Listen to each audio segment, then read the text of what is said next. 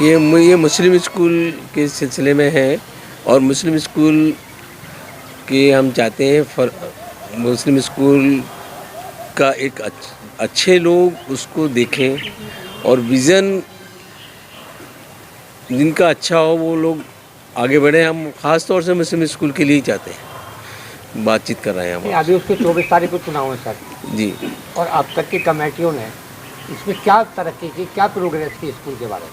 देखिए साहब, कमेटी में पहले तो शुरू में तो डॉक्टर हबीब साहब ने बहुत काविशें की और मेहनत की। उसके बाद में वो उनसे काम नहीं हुआ और वो स्कूल जो है वो जिस हालत में था वो आपको भी मालूम है। फिर उसके बाद एक नई कमेटी आई जिसमें मैं भी एग्जीक्यूटिव मेंबर था और उसके साथ हमने काम किया 2019 से। जी, 2019 से हमने काम किया वहाँ पर और उसमें हमको उनका विज़न नज़र नहीं आया उन लोगों का। उन लोग को कॉन्फिडेंस नहीं था, उन लोग को एजुकेशन की कोई नॉलेज नहीं है, उन लोग को एजुकेटेड लोग उनके पास है नहीं।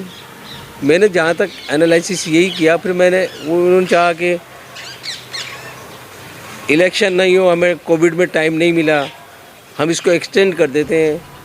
तो मैं और असलम हम दोनों ने हम एग्जीक्यूटिव मेंबर थे, हमने कहा नहीं, इलेक्शन तो होने चाहिए। और जब ये इलेक्शन हुआ तो 1,30,00,000 रुपये करीब जमा हुआ और ये हमने जब इलेक्शन चाहा तभी तो 1,30,00,000 रुपये जमा हुआ। अदरवाइज़ तो वो तो चाहते थे उसको एक्सटेंड कर लें और हम ये चाहते थे कि स्कूल में अच्छे लोग आएँ, IAS, IPS, एजुकेटेड लोग और अच्छे लोग आएँ और जो जिनका विज़न नहीं है वो स्कूल कैसे चला सकते हैं। वो सिर्फ स्कूल में रहने के लिए, स्कूल में अपना वर्चस्व करने के लिए या अपना पॉलिटिकल कैरियर बनाने के लिए स्कूल में और जगह भी वो काम करते हैं।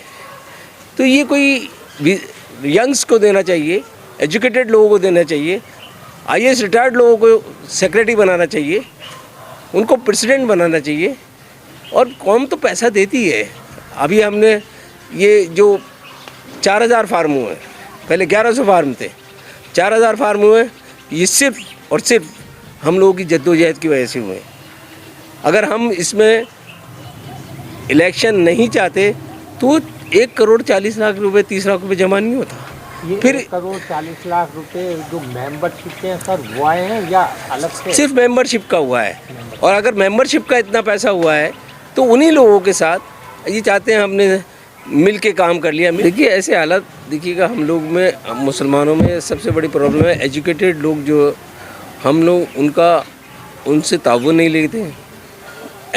जो हमारे एजुकेटेड लोग हैं, अब हम पैसा तो हम दे सकते हैं, जयपुर वाले पैसा देने में कोई कमी नहीं है, लेकिन स्कूल को जो चलाने वाले हों वो एजुकेटेड लोग हों, उसमें IAS ऑफिसर हों, IPS ऑफिसर हों, एजुकेशन डिपार्टमेंट के रिटायरमेंट लोग हों, वो चलाएं। अगर मैंने देखा है पिछले मीटिंग्स में हम जाते थे तो हम लोगों का विज़न नहीं था कुछ।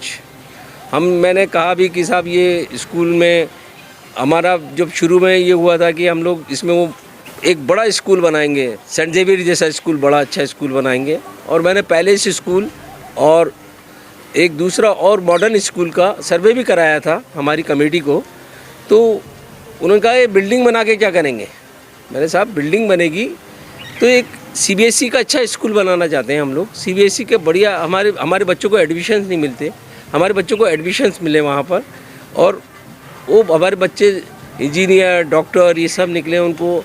क्योंकि अब आम तौर से ये प्रॉब्लम हो गई कि हम अच्छे लोगों को भी अच्छी जगह एडमिशन नहीं मिलता है। तो हम चाहते थे हमारा एक हाई लेवल का अच्छा स्कूल बने और उसकी कीमत भी कम, उसमें हम खर्चा भी कम हो। तो वो 2 साल 3 साल में उसकी परमिशन ही नहीं ली उन्होंने। आबिद साहब एक बात बताइए, आप कह रहे हैं एजुकेटेड आदमी के हाथ में ये आना चाहिए। बिल्कुल।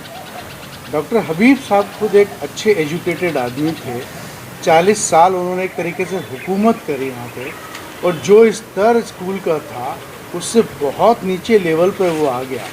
तो उसको लेकर के आप क्या कहना चाहेंगे? देखिए मैं बताऊं, डॉक्टर हबीब साहब के ज़माने में मैं भी पढ़ता था और उसी का प्रोडक्शन हूँ मैं आपको बता देता हूँ, मैं ईमानदारी की बात कर रहा हूँ आपसे।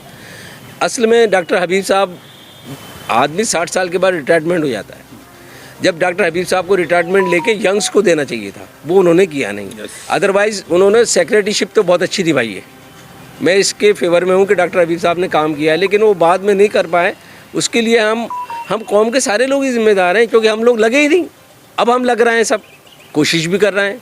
हम तो कह रहे हैं अल्लाह करे स्कूल हमारा बहुत आगे बढ़े, लेकिन आगे बढ़ने के लिए हमें एजुकेटेड लोगों को लेना पड़ेगा। और रही इसकी कि लोग ये कहते हैं कि हम 5 हैं, 4 हैं, हम 4 हैं, हमने तो 1,30,00,000 रुपए जमा कर दिए स्कूल के लिए सिर्फ एप्लीकेशन पे। अगर हम अभी भी ये चाहते हैं, चाहे हम जीतें या हारें, लेकिन स्कूल के साथ लगे रहेंगे। स्कूल की अगर हमें लगेगा कि कुछ करना है तो वो भी करेंगे हम इंशाल्लाह।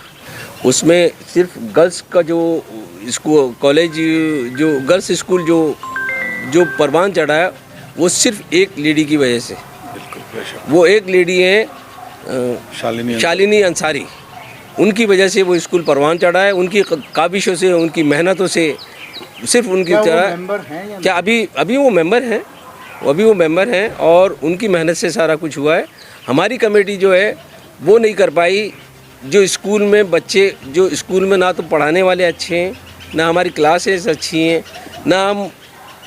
हम तो इस स्टैंडर्ड को चाहते ही नहीं, क्योंकि वही टायर पंचर वाले बच्चे होंगे स्कूल में तो। और वो जो हाँ, कॉलेज में थोड़े से फैकल्टीज़ आई हैं, उसमें कॉलेज में अच्छा काम हुआ है। स्कूल में कुछ नहीं हो पाया ज़्यादा, बॉयज़ स्कूल में कुछ नहीं हो पाया है, बस थोड़ा फर्नीचर। ये चाह रहे हैं कि Saint Xavier Modern School, Palace School, हम चाहते हैं हमारे स्कूल मुसलमानों का ऐसा हो। मुसलमान साहब अबुल कलाम 3 साल में या 2 साल में जो बिगड़ा हुआ ढांचा वो सुधर सकता है?